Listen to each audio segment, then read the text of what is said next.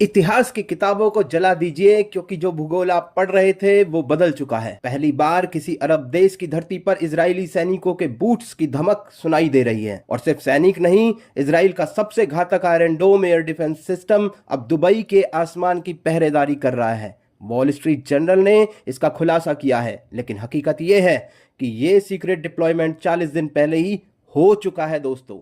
अब ज्ञानी चाचा बोलेंगे कि अरे ये मुमकिन ही नहीं है, तो भाई साहब ध्यान से सुनो, वरना तुम्हारी गांव में चुल्ल हो जाती है।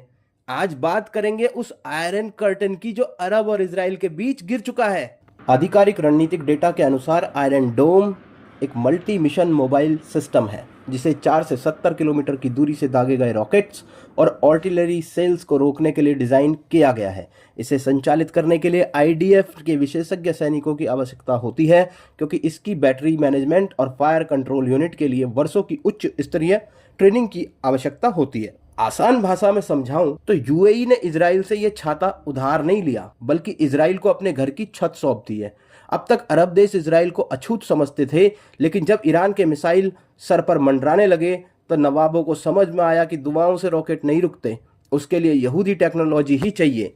ये वैसा ही है जैसे आप पूरे साल पड़ोसी को गाली दें और जब आपके घर में आग लगे तो उसी पड़ोसी की फायर ब्रिगेड के आगे हाथ जोड़कर खड़े हो जाए और बोले, अरे भाई साहब इंसानियत के नाते मुझ पे थोड़ा सा कुल्लाई कर दे। ये हालत हो गई है इनकी। ईरान का खौफ ऐसा है कि कल तक जो कट्टर दुश्मन थे, आज वही सबसे बड़ी सेफ्टी गार्ड बन गए हैं। तकनीकी रूप से 57 सदस्य देशों का एक अंतर सरकारी संगठन है ऑर्गेनाइजेशन ऑफ इस्लामिक कॉरपोरेशन यानी ओआईसी, जिसका चार्टर मुस्लिम दुनिया की सामूहिक सुरक्षा और हितों की वकालत करना है। इसी तरह जीसीसी गल्फ कोऑपरेशन काउंसिल क्षेत्रीय एकीकरण के लिए बनाया गया था।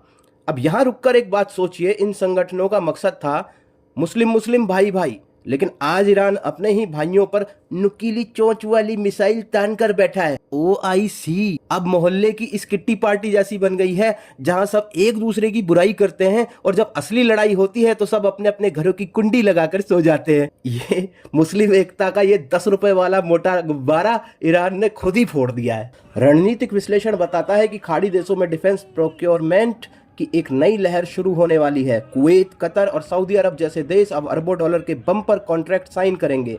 ये स्थिति शीत युद्ध के दौरान सोवियत संघ और अमेरिका के बीच चली आर्म्स रेस की तरह है, जहां तकनीकी श्रेष्ठता ही अस्तित्व की गारंटी थी। अब खेल देखो, ये छोटे छोटे देश अब 15-20 अरब डॉलर ऐसे लुटाएंगे जैसे शादियों में बाराती नोट उड़ाते हैं। और ये पैसा कहाँ जाएगा? सीधा इजराइल और भारत की तिजोरी में। क्यों? क्योंकि अब उन्हें समझ आ गया है कि अरब यूनिटी का चूरन पेट साफ नहीं करेगा भाई साहब। जान बचानी है तो मिसाइल डिफेंस सिस्टम चाहिए। अमेरिका हार्मूज में खड़ा होकर बस पॉपकॉर्न खा रहा है और यहाँ इजराइल अपनी दुकान अरबों के बीच खोल कर बैठ गया है। वैसे दुकानदार तो अपनी दुकान खोल ही चुके हैं, लेकिन क्या आपने इस मोर्चा का हिस्सा बनने के लिए सब्सक्राइब बटन दबाया है? देखिए, अगर आपको अभी भी लगता है कि इस जियो पॉलिटिकल एनालिसिस ने आपकी आंखों पर चढ़ा हुआ ब्रदरहुड का चश्मा उतार दिया है, तो अभी चैनल को सब्सक्राइब करिए और अपना अंगूठा इतनी जोर से दबाइए कि बेल आइकॉन भी दब जाए, ताकि आपको जो करंट अपडेट है वो मिलती रहे। जियो पॉलिटिकल डेटा कहता है कि अरब देशों की विदेश नीति अब नेशनल सर्वाइवल पर केंद्रित हो गई है। दशकों तक फिलिस्तीन का मुद्दा अरब कूटनीति का केंद्र था, लेकिन वर्तमान क्षेत्रीय स्थिरता ने इसे हाशिए पर धकेल दिया है।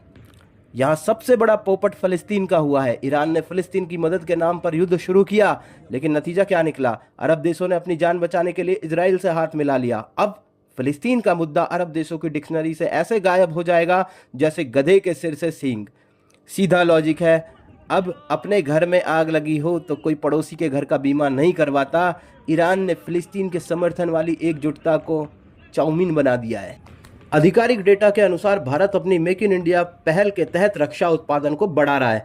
अरब देशों के में बढ़ती हथियारों की मांग भारत के लिए डिफेंस एक्सपोर्ट का एक बहुत बड़ा बाजार खोल सकती है। इजराइल के साथ भारत की रणनीतिक साझेदारी हमें इस रेस में फ्रंट रनर बनाती है।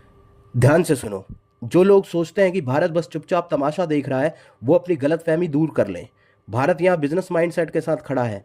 जब अरब देश इजराइल को एक्सेप्ट करेंगे तो वो भारत के हथियारों को भी सलाम ठोकेंगे। इजराइल टेक्नोलॉजी देगा और भारत सप्लाई चेन। हम यहाँ अहिंसा का प्रवचन देने नहीं आए हैं भाई साहब, बल्कि दुनिया को ये बताने आए हैं कि अगर सुरक्षा चाहिए तो हमारे पास आ जाओ। तो दोस्तों, अरब वर्ल्ड का ये नया प्रेडिक्शन बिल्कुल साफ है, पुराने दुश्मन अब नए मजबूरी के यार हैं। इसराइल की एंट्री सिर्फ एक शुरुआत है और आने वाले एक साल में आप अरब देशों को इसराइल के साथ निकाह पड़ते हुए देखेंगे।